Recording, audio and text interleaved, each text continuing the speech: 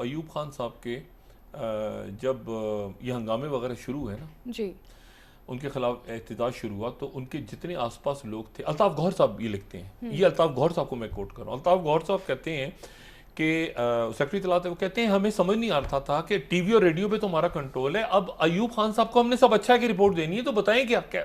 तो हम, क्योंकि प्रॉब्लम ये हो गई थी कि आसपास तो वो पूछ रहे थे क्या मुल्क में सब सही है, कहते थे हाँ सही है, लेकिन वो पाकिस्तान टाइम्स अखबार पढ़ते थे अयूब खान। तो परेशानी ये हो गई थी कि वो पाकिस्तान टाइम्स को क्या करें, टीवी रेडियो को तो खबरें हम सही अच्छी अच्छी बता रहे हैं सारी।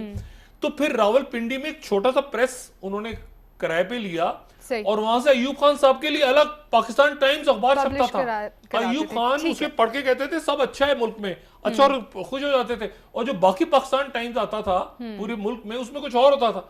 ये हाल है। तो इस तरह से हुक्म, उनको पता नहीं होता कि इर्द गिर्द हमारे क्या हो रहा है उस वक्त। और बाद में जाके मैंने कहा ना कि बाद में जाके फिर उनको एहसास होता है कि अच्छा ये उसने ये किया था, उसने ये किया था, ऐसे था वैसे था।